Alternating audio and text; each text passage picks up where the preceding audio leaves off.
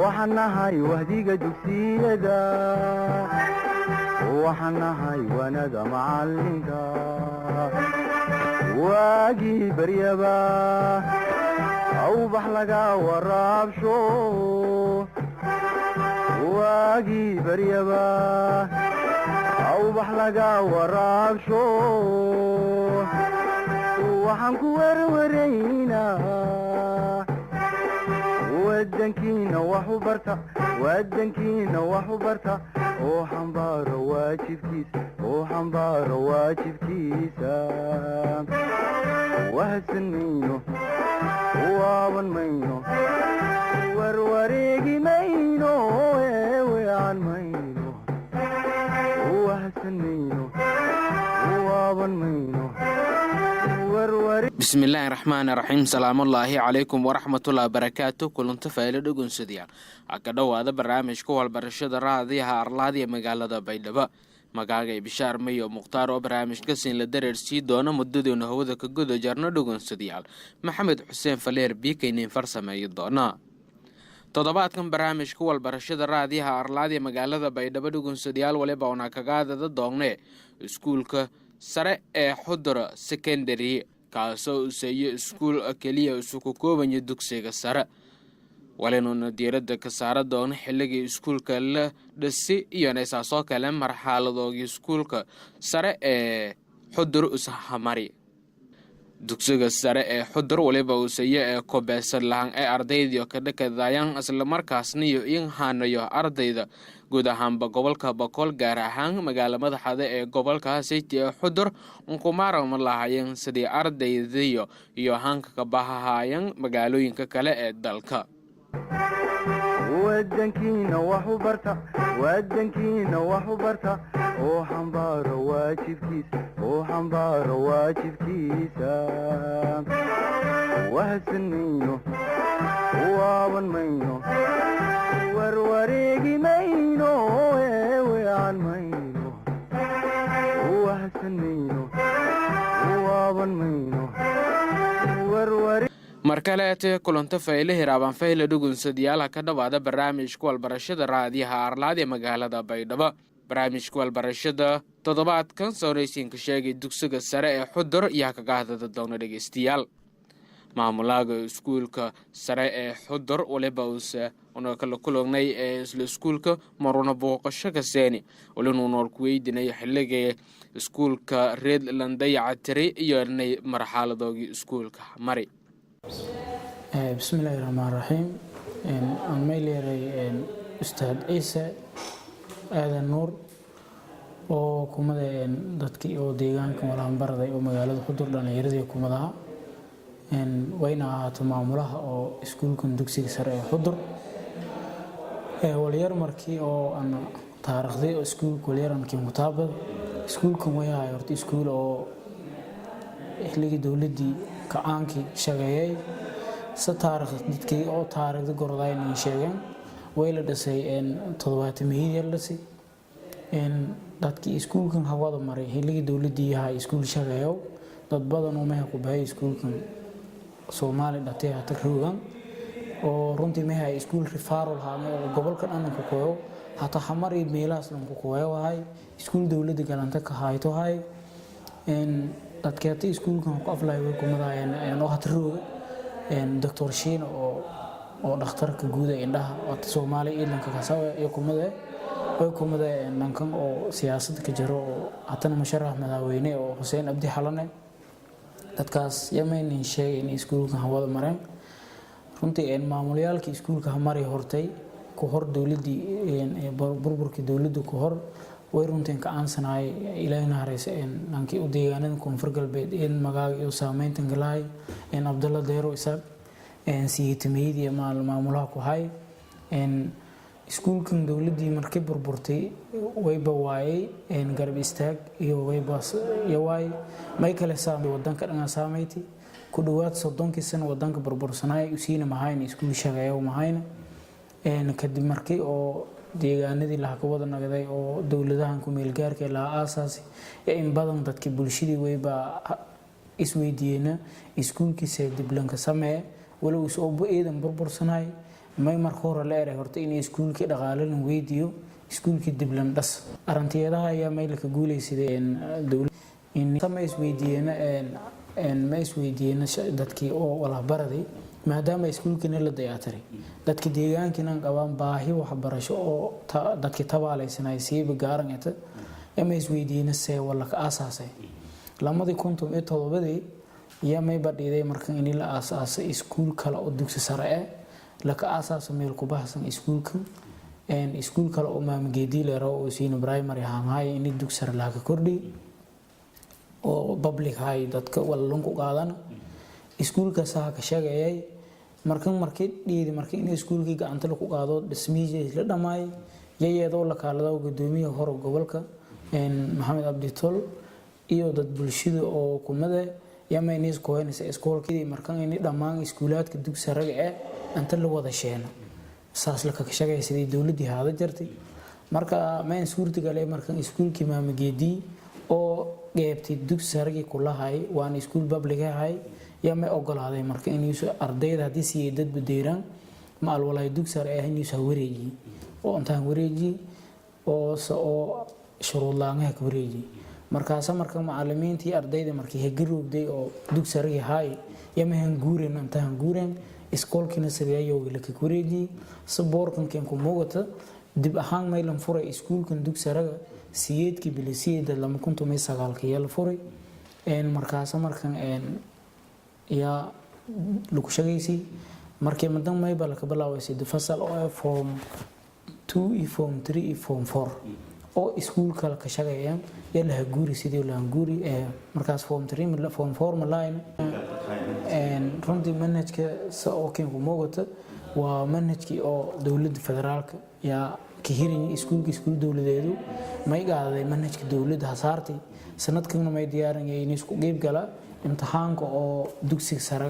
form 4 ku qeyb gala may kale daboolay iskuulka in hata ku baad si loogi hodur sanadkii hore form 4 wala yaraw ma jarna gaaba jari iskuulka may daboolay oo damaana qaaday in hata ku baad wal form 4 imtixaan laanga iskuulka hamar magaalada hamaradoon kullu qeyb galaan Soomaalida kala qaabkii oo qaadayeen iyo ku qeyb galaan waxbarashadiisna hata heer fayle marayd macallimiin iyo intaysan oo kullu joogno dadka dhalinyaradii deegaankan walaan baratay ka shaqeysadaas ana kumada ardayda iskuulka sare ee Xudur iyo dhinaga kale iyo waliba iyo wal ku weydiinay sidiyada walbarashada iskuulka iyo arnay baaqiyada iyo andarayaan dhalinyarada kale ee walbarashada magaalooyinka kale ee ku weydiisado Xudur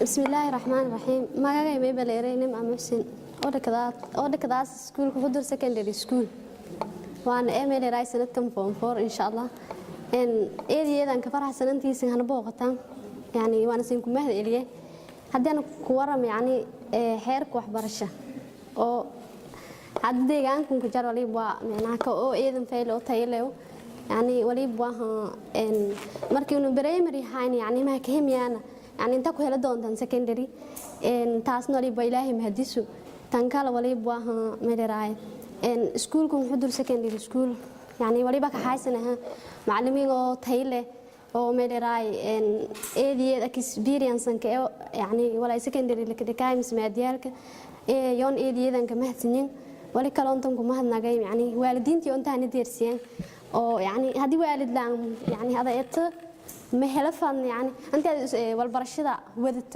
يون إيدي إذا كمهت نجاي تانكال وليبا يعني ولا هدون أو نوع هذا مله بس لان والكي برون وليبا يعني مهلاس بدنا يون إيدي إذا كم هنجى والبرشة عن وليبا تهير سر الدير سسمو ما شاء الله وان إلهي كم حسن تحسين معلمين تكم حسن بسم الله مقالي ويل بلاري أحمد عبد الرحمن محمد أردك هذا ودوس سر حضور هاي سكول waliba arday dhigado fasalka form 3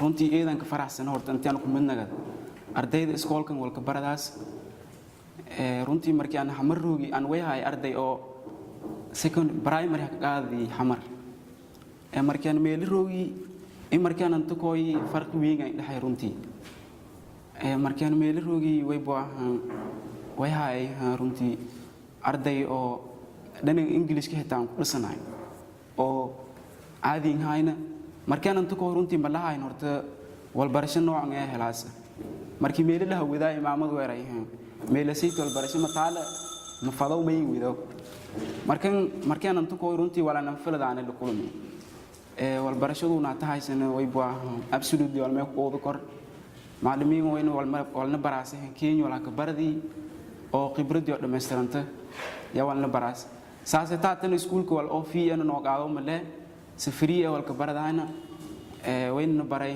tumila maad sida ardayda secondary ka baradaasiba iskoolka kale way baato mission doori abaaf ya dhiibaan laakiin wal ma inoo qaado safriye ka baradaan uno wadankii ka in roogna idayna ku quraadaan hiraabti iyanta kooyana saasata wala baradayna way aaminsanad wal barashaduna tahaysan dadka guroogan xitaa oo haysan dadkan isku kalaaska inuu guroogi hata marmar markii aragan uno debating sameeyana oo videos la dhaqow page iskuulka runtii intii ay waan way leeynaha way haysatana wal barashadii tan ku fayle ya markas way dhiirigeliyana hantiyo wal barashada email ku sii weeda oo meel lay siirooga xitaa marmar wali yaraan meel ni weydii habahan inta kooyan soonina siin ku midnagana dadku meel wal ka baradaw dadkii hor intii roogi way hayana dad oo ka fashalmi intii wadan yowlka baradan deegaansho laakiin una nasiib wanaag waliba nasiiban halnay intii una meetayna leey roog wal baran oo dadkii oo wadamo xamar roogi wal barash faylana oo hanin hambaliyayaan qaabkun walan weyn la dhaasin absolutely we have a good education so way balaha macallimiinta inuu kumaad celiye horay maamulaha iskuulka habfaylo wal ka baradayn wal barashaduna haysana walba aaminsanaatiin ka faylaayt intiyata insha Allah intuuna ka sugnayni iskuulka sare ee Xudur waliba dhugunsadayaal oo la kulungnay arday koox ee haras oo sameeyeen doodiya shalgadisan markii uu iskuulka sadane doodole bayada ka saabsan ay tay faa'iidada yaada la isticmaalka baro bulshada waana qaar kumada ardayda oo luqada Englishka iyo doodaas iyo ka jeediyayaan isla markaasna iyo ku hadlayaan fikrad iyo koox ahaan siyo aaminsan isticmaalka baro bulshada from form one student especially al hikma group I am proposing number 3 and I want to propose the motion that says social media is good or bad. In my first point is social media is good for society because it lets you to write people if you need. You can interact with other people and have fun. You can learn from people who live in different countries. The good social media offers greater confidence, connectivity, staying connected with family and friends around worldwide via email, text, FaceTime. So I am handling with you Equators, which says social media is the ultimate equalizer.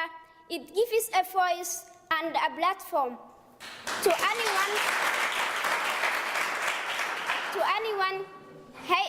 anyone willing to engage.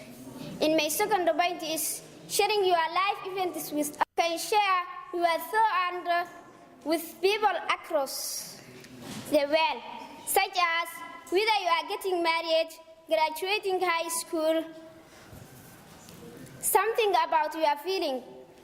And the life event is you can share it with all your friends instantly.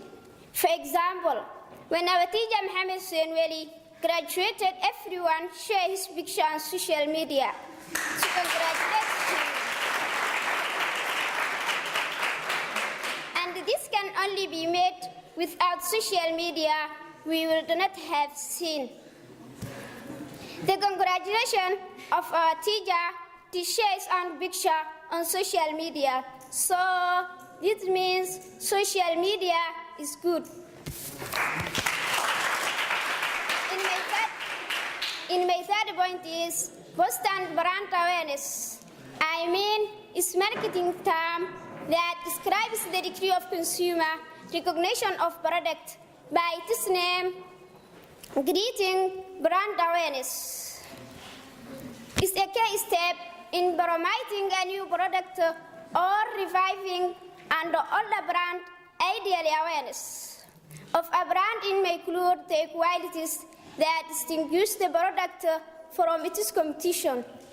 For example, Tesla company is a luxury brand, then its competitors on the other hand.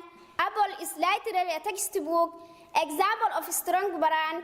This brand is facilitated the social media. So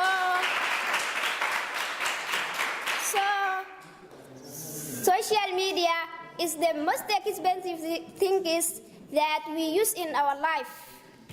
Therefore, I will conclude this equator says social media is like a snowball rolling down the hill.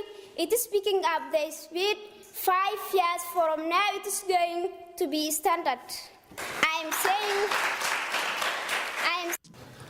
We just think our lives has no value, or we think we are less success in our life. It doesn't answer with anxiety, but social media puts children on a higher risk of eating disorder, depression, and also low self-esteem.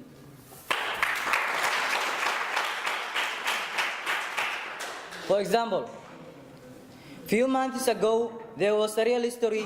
A man sent his wife a dinner, and she is using a telephone on especially social media, and she brought him the baby's booty. So that is why social media is always bad.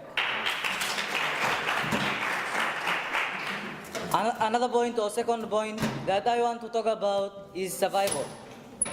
And it has become more easier with social media because you can do it and you don't have to share your face and your name when you believe somebody and it is about lying, include aggressive or create a message.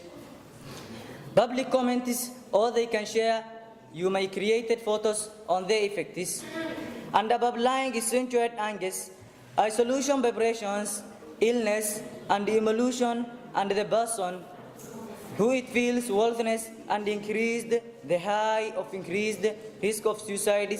This is that we have to see the dark side of social media, and another thing is about social media is wastage of our time on it.